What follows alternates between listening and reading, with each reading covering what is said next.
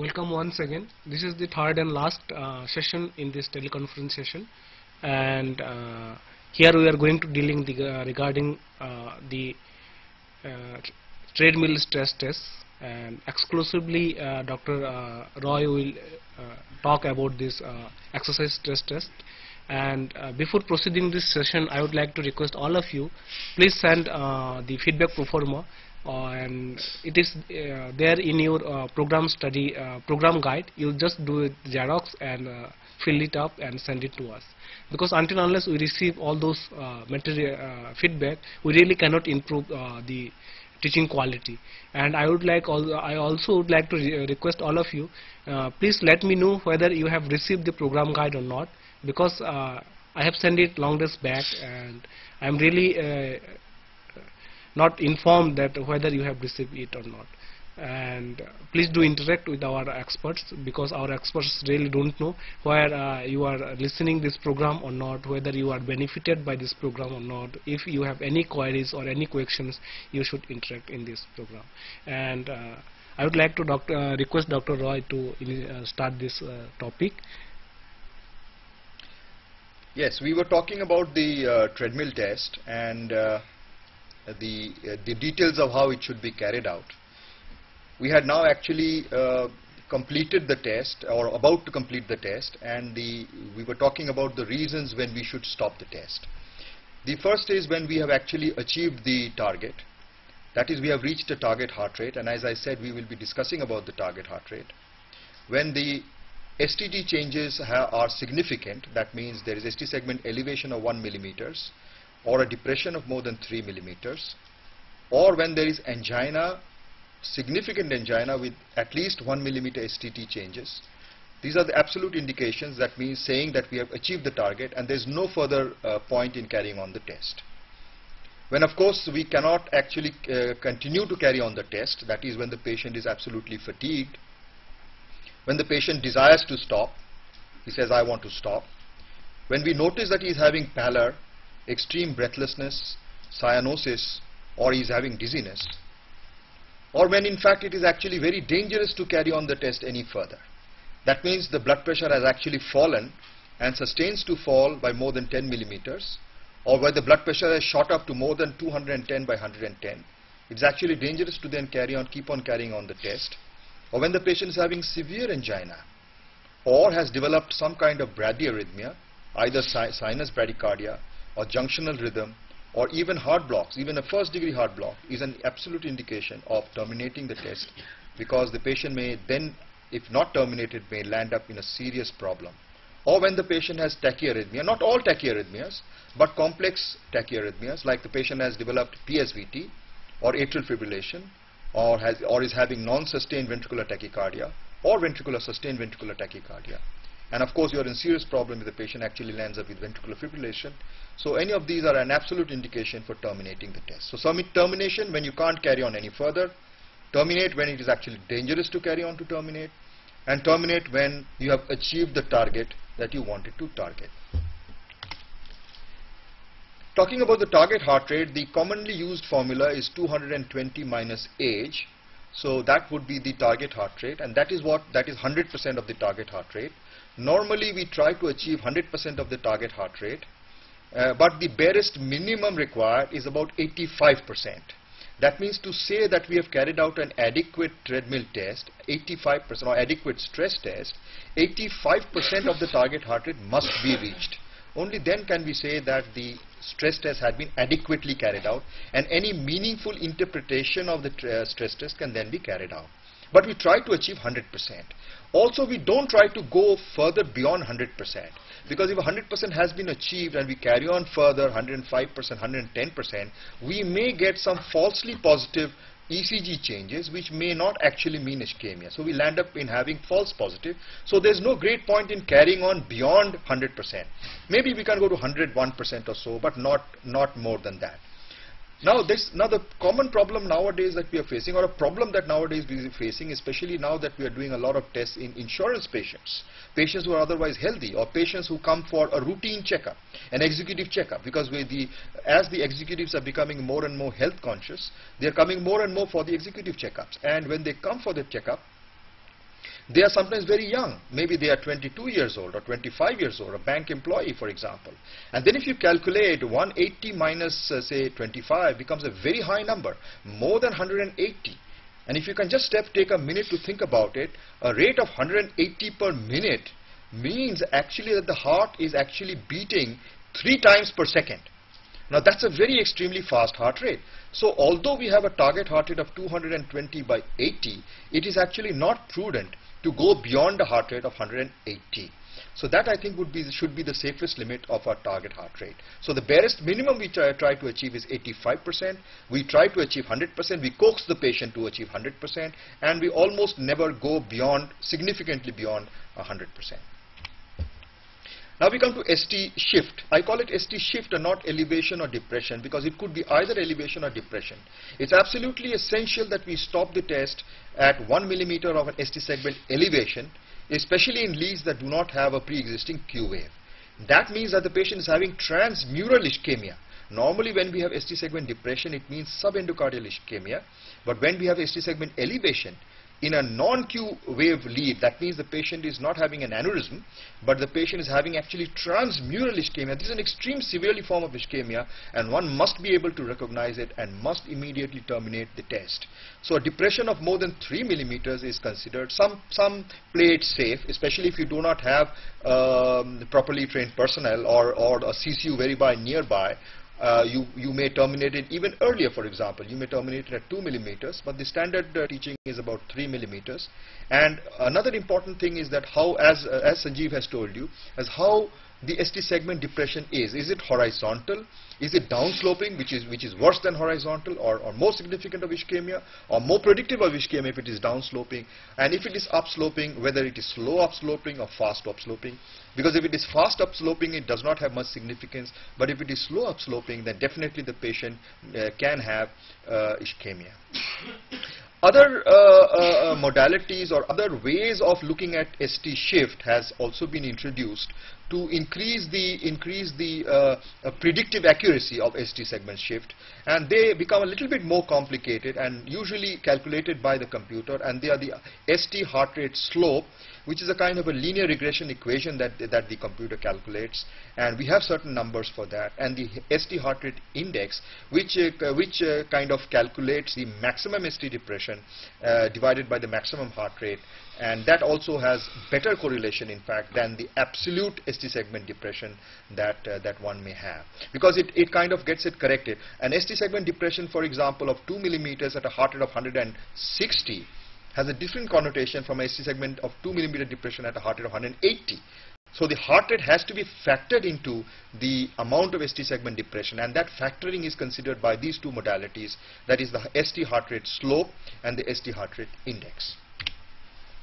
A little bit about the Bayesian analysis, and I would like to go into this because in a little bit of a detail, because it actually colors not only the way by which we interpret the treadmill test, but the way by which we interpret all tests. It simply means that that if we do a test and the test comes out either positive or negative, how much predictive of the disease it is. Specifically, if you are doing a treadmill test and we get a ST segment depression of, say, 1 millimeters, how predictive is that of an ischemic heart disease?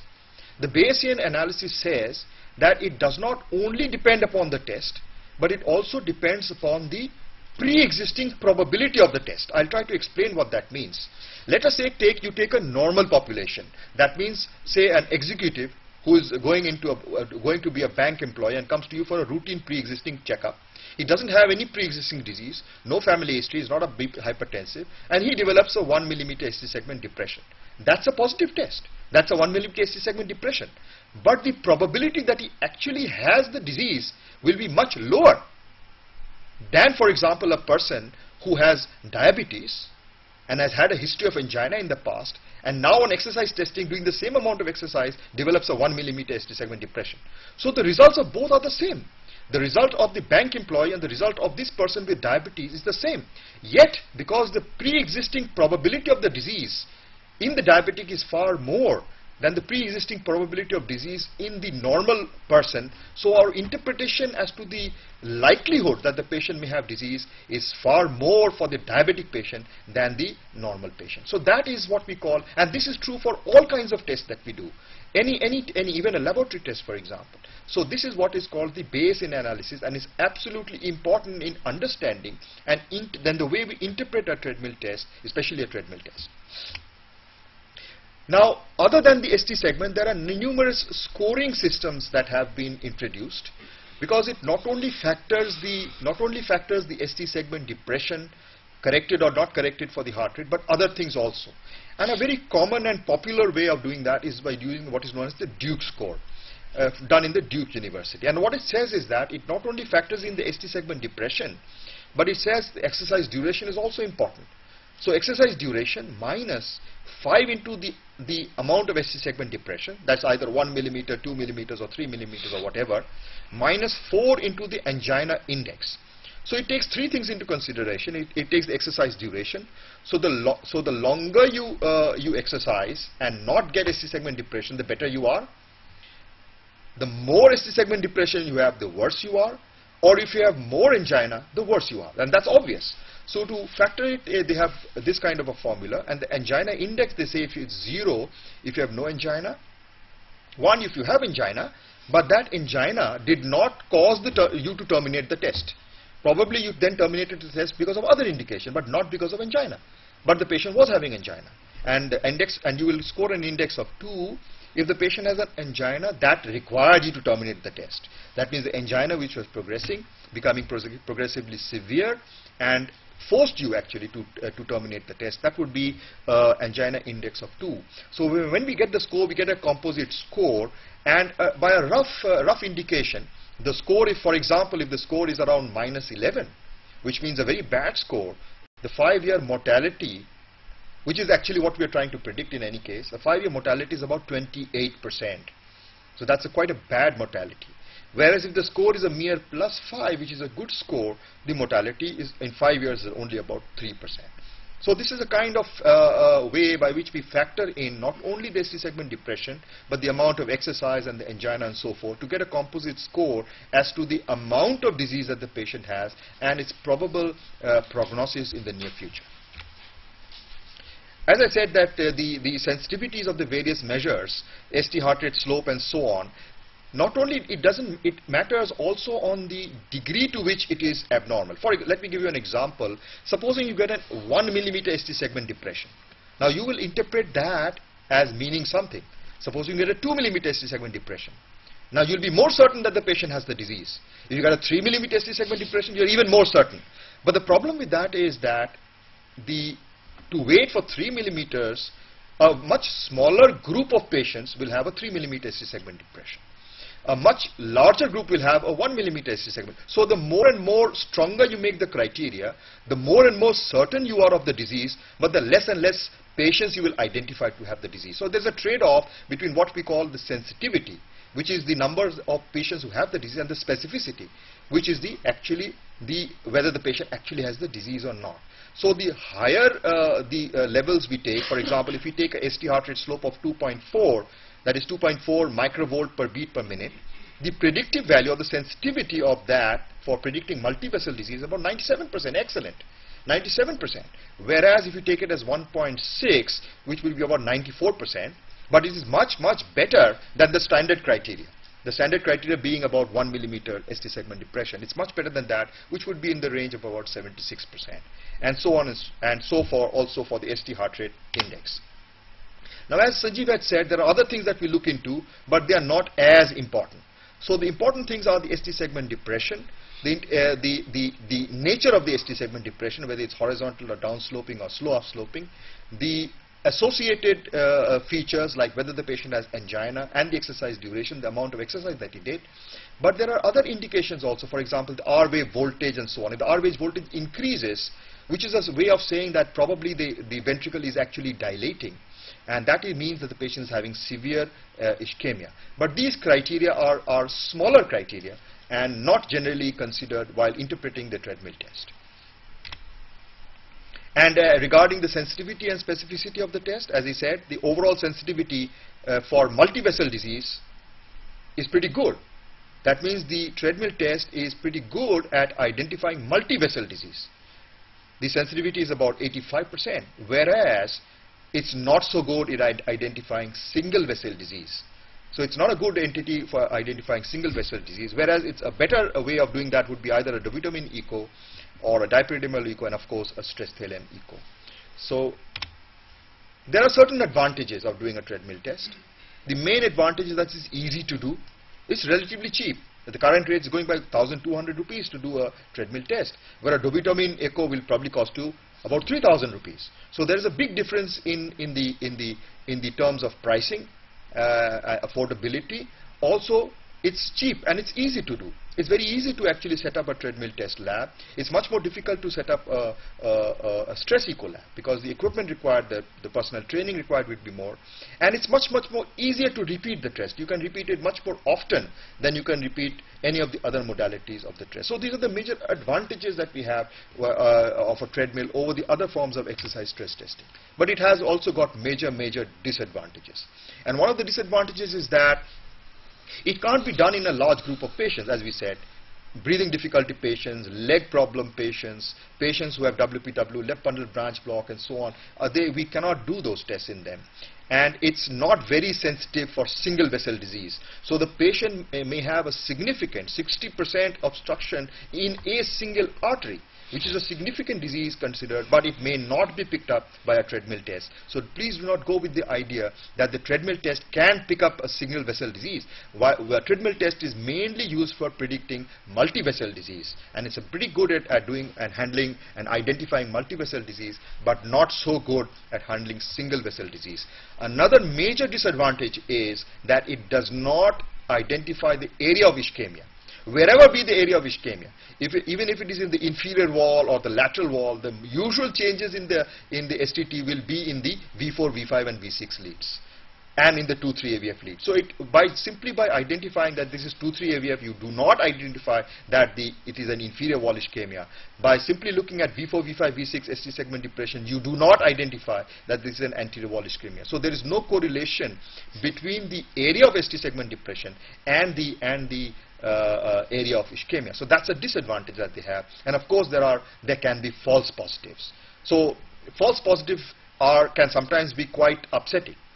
I mean, if somebody comes and you get a false positive, then you are in a trouble, because then you have to go to the next stage. You cannot leave him as such. You have to go to the next stage to prove whether he actually has the disease or not. That means you've got to do the much more expensive test of either a stress thallium or a stress echocardiography to either say yes or no to the question whether this patient who has got a so-called positive treadmill test has a positive. And we are seeing more and more of it now, as we are doing more and more treadmill tests in the so-called executive checkup group of patients. Yes. Yes. Kolkata. There's a Hello? call from Kolkata. I think, sir, it is disconnected. Disconnect. Okay. So we can have more and more, and so it becomes a bigger bit of a problem. Like you have a relatively young patient, no disease, comes up with false positive. Hello? Yes, sir. Yes. What is your questions? Cut again. Yeah, it is disconnected. So carrying further, the TMT may actually be falsely positive, and it can even be more of a problem than not identifying the disease to have false positive. And false positives are more common for some reason in ladies. Patients who are on digoxin, who have left ventricular hypertrophy, who have mitral valve prolapse, or even who starts hyperventilating. So these could be the false positive cases. And of course, we must absolutely be aware of the complications.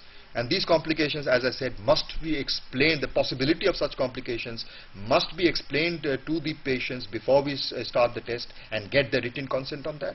And of course, the worst complication that you can have is death of the patient. Occasionally, you have in a lab death of the patient, but most likely that is because the patient has not been adequately examined, adequately questioned, adequate precautions have not been taken of physical examination and so on, or the test has not been terminated at the proper time. Only then do you actually land up with having this problem. Otherwise, this is quite extremely a rare situation of having death, but you may land up with having either an acute coronary syndrome, unstable angina, or even an acute myocarditis. Yes, please. Yes, Kolkata. Yes, please.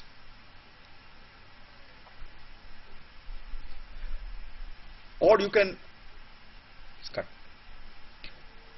even have a complication. Hello. Yes, please. Hello. Yeah. Good afternoon, sir. Yes, sir. What is your questions, please? We are calling from Calcutta Regional Center. Yeah. So we have some questions regarding TMT interpretation. Yes. Please. What is your questions? Please tell. So when a patient having a baseline ECG of RBB bifurcated block or LVH with fraying pattern and having ST depression in a single lead, either V2 either lead 2 or 3 on standing position.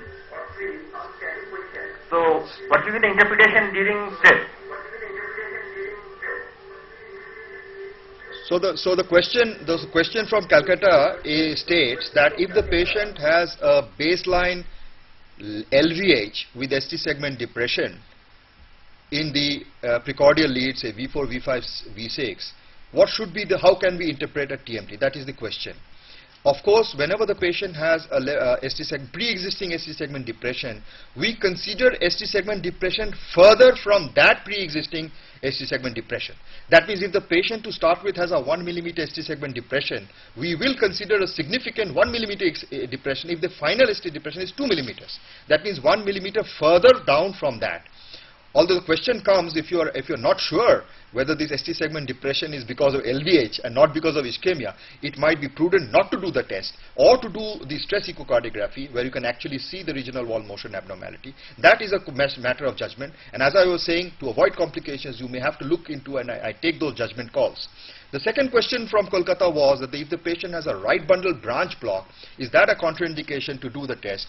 No, it's not a contraindication to do the test, but you may have a problem in identifying STT changes in the V1 to V3 leads, because that's where the changes occur with right bundle branch block. So one must not interpret STT changes in V1 to V3 leads if the patient has a right bundle branch block. Axis deviation is not a contraindication to doing a treadmill test. So identification of an ST segment depression is from the existing baseline STT changes. But if the baseline STT changes is significant, you may have to take a judgment call as to whether you would like to do the treadmill test in that person or not, or refer him for some other kind of stress testing. So we were on the thing of complications, and as I was saying, the complications may be acute myocardial infarction or acute coronary syndrome, maybe heart failure, maybe severe hypotension, severe and persisting hypotension, or severe hypertension, maybe bradyarrhythmias and even heart blocks, and maybe even tachyarrhythmia. So these are the complications that we generally try and avoid in these patients, and most of them can be avoided if proper precautions are taken in going through the contraindications, proper precaution is taken in preparing the patient, and proper precaution is taken in stopping the test. It is, as I always say, that it is the safety that is of paramount importance. Whether we are able to do the test is not of importance, even if we cannot do the test. But if we doubt the safety of the test, or that we are not capable of handling the complications that may arise from conducting the test, we should not do the treadmill test. So having said that, so a few other points regarding the interpretation. One of them is the duration of the test. If somebody does it for more than 5 minutes or develops problems of ST segment. Yes, please. Call from Kolkata. Yes, Kolkata. Hello. Hello. Yeah. What is your questions, please? Good afternoon, sir. So, Dr. Roy, we have some questions regarding the patient's medication. If patient on beta blocker and he has stopped the medication 2 days earlier also, but regarding target heart rate, which will be the acceptable target heart rate? And other questions regarding termination of the patient from stress test, we have already mentioned regarding the tachyarrhythmias,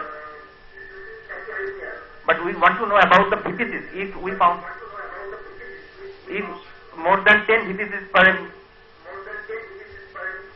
then what will be the whether we go for the examination further or not.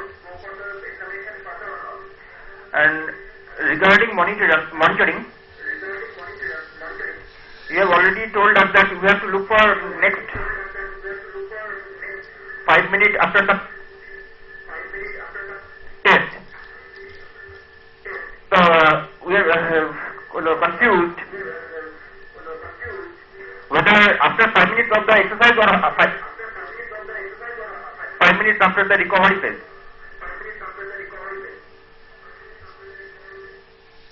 So there are three questions from Kolkata. The first question is regarding beta blockers and what should be the target heart rate in such patients. The first thing about beta blockers is that whether we should stop the beta blocker or not. Now it depends upon why you are doing the test. If you are doing the test to evaluate how the patient is doing, that is to prognosticate, that means to assess whether his angina is better, whether he is doing all right after the angioplasty or stent, or is doing all right after bypass surgery, then there is no need to stop the beta blockers, because here you are actually assessing what the beta blocker is doing. But if you have a patient in whom you are not sure, that means you have a patient who has atypical chest pain and somebody has put the patient on a beta blocker, here you are trying to identify whether the patient has coronary artery disease or not. And there you must stop the beta blocker for at least 2 days so that the heart rate and adequate heart rate is reached, so that you can identify and answer the question whether the patient has ischemia. Also, moment, please. We haven't finished the... Yeah, we'll take the call, I think. We'll take the call? Otherwise, Right. line will be disconnected. Okay. Yes, Mumbai, please. What is your Hello? questions? Yeah. Hello. Yes. Yes. Good afternoon, sir. This is Dr. Manoj calling from Bombay. Yeah. Please tell your questions Let me quickly. discuss the disadvantages stress test false positive. If we get a false negative stress test, what do we do and how do we go ahead in that case? Thank you. Thank you. Right. So we were going through the questions of Kolkata. The first question was beta blockers. So we've identified when to stop the beta blocker, when not to stop the beta blocker. And regarding the target heart rate, the target heart rate remains the same. There is no change in target heart rate. So we must achieve 85% of the target heart rate to say that we have stressed adequately. Only then can we say when we interpret the patient, and we must try and achieve 100% of the target heart rate, whether the patient is on a beta blocker or not.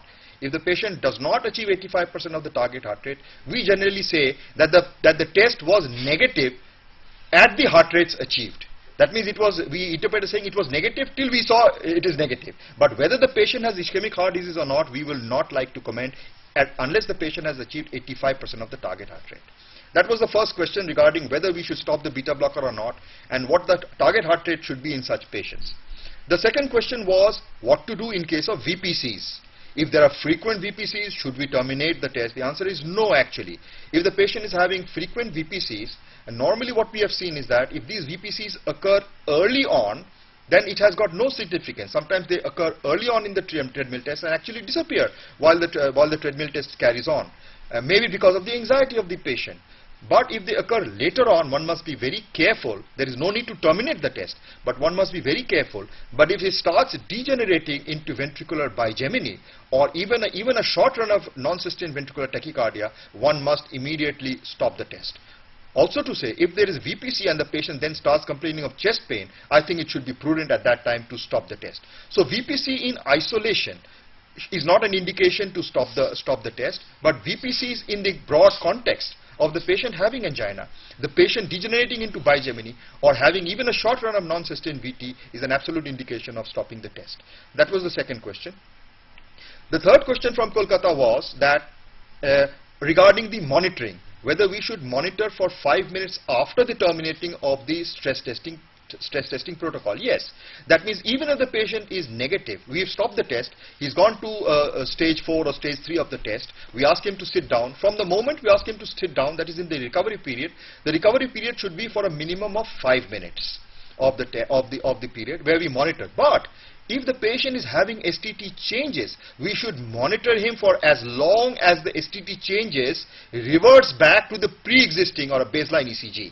That means if the baseline ECG was normal, we must wait for 8 minutes, 10 minutes, 12 minutes before before we terminate the test. And if it does not revert back to normal, we may actually advise him to get admitted for observation.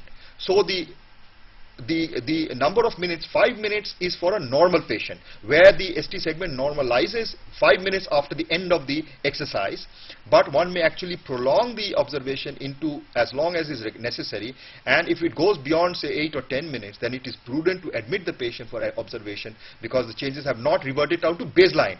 So if the baseline is 0.5 millimeters to start with, we wait for 0.5 and not for the 0. The question from Kolkata is, what about false negative? Now the problem is we won't be able to identify false negative. If the patient is negative, we just reported that the patient is negative. So there would be no idea, we would not be in a position to say that it is false negative. We cannot say that it is false negative. I mean, it's difficult to identify something false negative. So the problem becomes false positive. That means we suspect from examining the patient, talking to the patient, that his stress test should be generally be negative. For example, as I said, a young man, 40-year-old young man, no previous history, nothing whatsoever, does a full test, does 9.5, 10 minutes of exercise. Yes, Kolkata, yes, please. Hello. Yeah, please. Hello. Hello. Good afternoon. Please, what is your question? I have a question for Dr. Tushar Roy. Yes, please, carry on. Sir, ST segment depression, does the depression have any relation with the heart rate? I mean to say, if a ST segment is depressed in the heart rate of say 100 and a ST segment depression in the heart rate of say 175 or such, what value does it carry?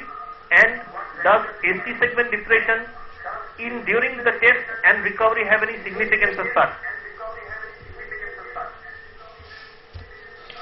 So there are two questions from Kolkata. The first question is that, is there a relationship between ST segment depression and the heart rate? Of course there is. Of course there is a relationship between the ST segment and the heart rate, and that's what we were talking. So just isolated ST segment depression of 3 millimeters is significant. But what do we do when it is 1 millimeters or 2 millimeters? One must take into consideration the heart rate, and as I said, two indices have been already identified, which is the ST heart rate slope and the ST heart rate index, which actually factors in the heart rate in identifying the significance of the ST segment shift. So the heart rate definitely has to, the ST segment depression definitely has to be correlated with the heart rate, and the computer can automatically do it by correlating it by using these two indices. And recovery. More important is the ST segment depression during exercise and during peak exercise, and its recovery and its normalizing on resting, that is on recovery. But sometimes we have a peculiar situation in which that during the test the ST segment is normal, but when the patient then starts resting, we find after a minute or two, then the ST segment starts depressing. Now this is a very difficult situation to analyze, because it becomes difficult to say why the patient during exercise, patient has done 100% of the exercise, there was no ST segment depression, and subsequently in recovery the patient develops ST segment depression. In these situations we do not either say, yeah, a call from Trivandrum. Yes, Trivandrum, please. Hello sir. Yes. The electrolyte imbalance or endocrine problem affects the result of the TMG test. Right. Thank you. Yeah. So we were talking about the STT changes in the recovery. So although it is very difficult to identify or say positively whether the patient has ischemia or not, one may have to take a judgment call and then send such a patient. That means a patient who's absolutely normal ST segment during exercise, a minute or so in the recovery period starts developing ST segment depression without chest pain. Now that is an extremely difficult situation, and one must then send them to a higher investigations, like for example a stress echo or a stress thallium, to identify this problem. And one cannot identify this test as a normal. One must not say this is normal. One must actually put down your note that such a change has occurred in the recovery, and must recommend that the patient then must go for a higher test. The call from Trivandrum said that, is there any correlation between an electrolyte abnormality? Of course there is. If the patient is having an electrolyte abnormality, the patient in the first place should not undergo a treadmill test, because you will not be able to interpret the treadmill test, because potassium abnormality can result in changes in the STC segment, and that is one of the reasons why we ask them to fast, because if the patient takes a glucose load, we know that the ST segment changes can occur. So of course electrolyte abnormalities do correlate with the STT changes, and if you suspect electrolyte abnormalities, one should delay or postpone the test and do it only when the electrolytes have been corrected. Call from Mumbai, please. Yes, call from Mumbai. Yes, Mumbai, please. Yes, Mumbai, please. Hello. Yes. Hello. Yes. I wanted to know. Hello. Please ask your question, please. If there is a ST depression of 2 millimeter on exercise, and then on recovery, the ST depression disappears, then what will be the interpretation of the test?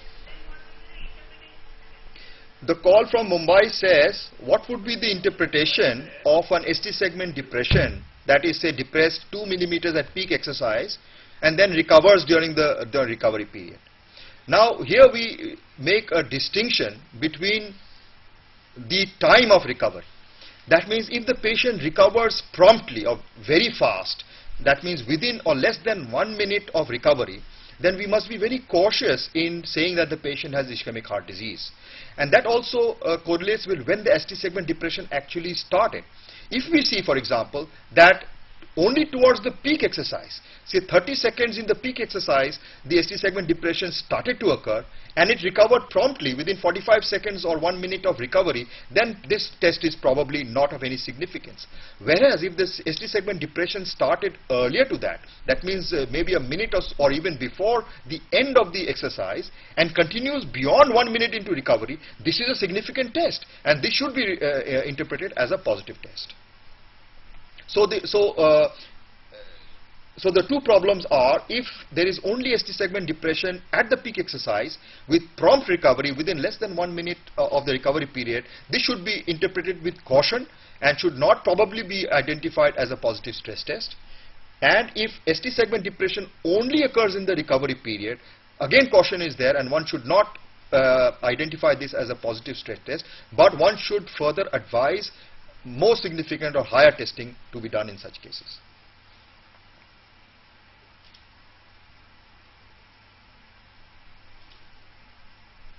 We can carry on our own. All right. So, you know, as regarding the higher stress testing, higher testing, as we were said, the common thing that we do commonly in our labs are two. One is the stress echocardiography, stress echo, and the dobutamine echocardiography. The difference between the two is that in one we exercise the patient and do the echocardiography, and in one we do the dobutamine, we give the dobutamine and do the echocardiography. Now how do you do the echocardiography? How do you do the test? The first thing is that we ask the patient to lie down after the normal standard preparation of TMT, and we do the baseline echocardiogram, identifying the 16 segments that have been identified by the American Society of Echocardiography. Each of these 16 segments are looked into and commented on in the baseline. We comment upon the ejection fraction, the global ejection fraction, and the size of the left ventricle, and whether any mitral regurgitation is present. So the baseline stress echocardiography, what we look at is the 16 segments, it's wall motion of the 16 segments.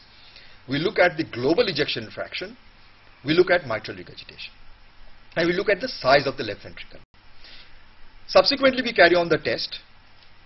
under ECG monitoring, of course, that is the treadmill test under ECG monitoring. And after we have terminated the test, using the standard terminating criteria of our treadmill test, we ask the patient promptly to come back and lie down. And as soon as the patient lies down, we then repeat the echocardiography again, identifying the same things. That means we identify the 16 segments, whether there has been any deterioration of the systolic function. Yes, Mumbai? Yes, Mumbai. Hello, I am Dr. Mishra speaking from Mumbai. Yeah. First of all, I would like to thank IGNOU and Dr. Biplov for starting this course. Dr. Biplov is not starting the course, it is just looking. Okay. Whether the recording of this program can be arranged for us for future reference? Yeah, it will be available, but it has to be done by academic okay, then technical okay, then only the duplicate of this CD will be available. It will take 3 to 4 months. Later on you will have. Please, Thank sir. you. I think. So we were talking about the stress echocardiography. So now the patient has actually completed the treadmill test and now is lying down, and we do the echocardiography to identify whether there is any abnormality in wall motion in any of the 16 segments. If there is, it is interpreted as a positive test. If the left ventricular size has increased, if the left ventricular size increases, this is an abnormal test. If the ejection fraction has not increased appropriately, normally with exercise, the ejection fraction must increase. If the increase is inappropriate, or actually there has been a fall in ejection fraction, this is definitely a positive test. And if there is new onset of mitral regurgitation, all these are interpreted as a positive stress test. So in a stress echocardiography, we are not only doing the ECG, so this includes the TMT test because we are doing the ECG. So we not only do the ECG interpretation, but we also do the echo interpretation, keeping in mind the 16 segments, keeping in mind the LV size, keeping in mind the global ejection fraction, and keeping in mind the new onset of mitral regurgitation. And all this is taken into account in identifying whether the patient has a positive ischemia. And it is a much more reliable and a much more sensitive test, but the only problem with that, it is highly operator dependent. That means it all depends upon the eyes of the person who is actually doing it, so he must be an extremely trained person to interpret these results. The only difference between a stress echocardiography and a dobutamine echocardiography is that we use dobutamine. That means we actually infuse dobutamine into the patient, and we start off, there are various stages. We start off, initially you're supposed to start off with 5 microgram per kg per minute, but what actually we have seen is we start off actually with 10 microgram per kg per minute, and the initial stage we do for 5 minutes, and then subsequently we increase it to 20 for 3 minutes, 30 for 3 minutes, and then 40 for 3 minutes. So that is the stage, and at every stage we do the echocardiogram to look at all these criteria that we have said. And if at the end of 40 micrograms per kg per minute, we have yet not achieved the 85% of his target heart rate, because that is what we are trying to achieve, to say that we have done an adequate test. So if we have not achieved 85% of the target heart rate, we then give atropine. So we give atropine, say about 2 ampules of them, so 1.2 milligrams of atropine to increase the heart rate, so that we achieve a minimum of 85% of the target heart rate. So we have now achieved the target heart rate, we've got the blood pressure going, and then again we identify these things on the echocardiogram, that is the 16 segments, the LV overall size, the LV overall ejection fraction, and new onset mitral regurgitation, to identify whether the patient has a positive or has the presence of ischemia. So this is the basic difference between the treadmill test and during the dobutamine echocardiography also we are of course monitoring the ECG. So the ECG is part and parcel of the stress testing.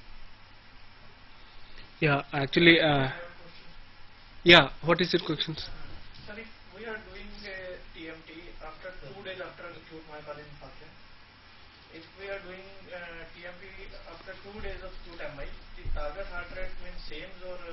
Yeah.